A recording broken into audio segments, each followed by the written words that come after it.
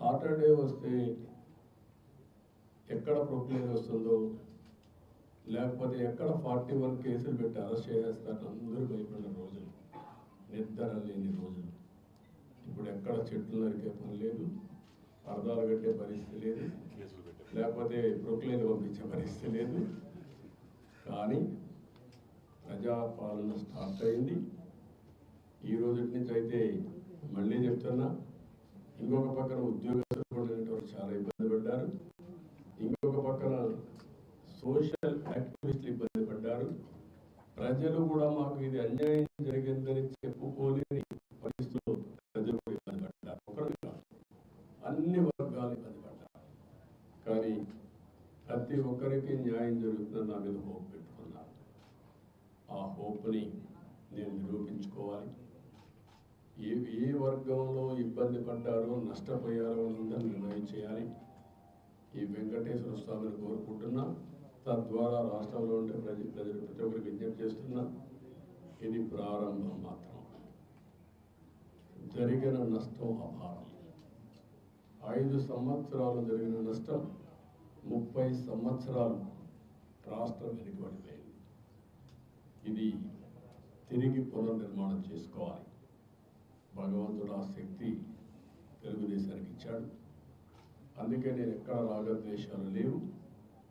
అదే సమయంలో ప్రజలు కూడా కోరుతున్నా, ఓట్లు వేసాం, మా బాధ్యత అయిపోయిందని కాకుండా అనునిత్యం మమ్మల్ని నడిపించండి, ఆశీర్వదించండి, ప్రభుత్వంలో భాగస్వాములు కండి. అప్పుడే ఈ చైతన్యంతో ఈరోజు నాకు చాలాసార్లు మీకు చెప్పాను, 2047కి భారతదేశం ప్రపంచంలో నెంబర్ 1 ఆర్ నెంబర్ 2లో ఉంటుంది. అదే సమయంలో ప్రపంచంలోనే భారతీయులు నెంబర్ 1 స్థానంలో ఉంటారు.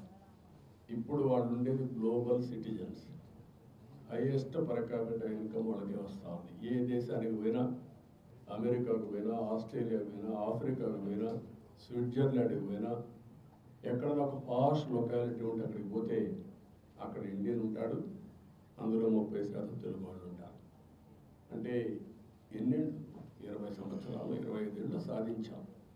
ఇది సాధించామంటే ఆ రోజు భారతదేశంలో ఆర్థిక సంస్కరణలు వచ్చిన తర్వాత టెక్నాలజీని అందిపుచ్చుకున్నాం, ఐటీని అందిపుచ్చుకున్నాం. అందిపుచ్చుకున్న తర్వాత అంచెలంచెలుగా ముందుకు పోయి ఈరోజు ఆర్టిఫిషియల్ ఇంటెలిజెన్స్ వరకు వచ్చేసే పరిస్థితికి వచ్చాం. భారతీయులు మన బెస్ట్ ఆంటర్ప్రినర్స్గా తయారయ్యారు. అదే సమయంలో మీరు చూస్తే రాబోయే రోజుల్లో కార్పొరేట్ గవర్నెన్స్, పబ్లిక్ గవర్నెన్స్లో భారతీయులు పెద్దగా రాణిస్తారు. సర్వీస్ ఎకానమీలో భారతీయుల యొక్క సేవలు ప్రపంచానికి అవసరం. ప్రపంచం మొత్తం కూడా యాక్సెప్ట్ చేసే ఓన్లీ 1 కమ్యూనిటీ, ఇండియన్ కమ్యూనిటీ. అందులో అగ్రస్థానంలో తెలుగు జాతి. అందుకే ఇవన్నీ గుర్తుపెట్టుకొని నేను ఒక ఇది పెట్టుకున్నాను.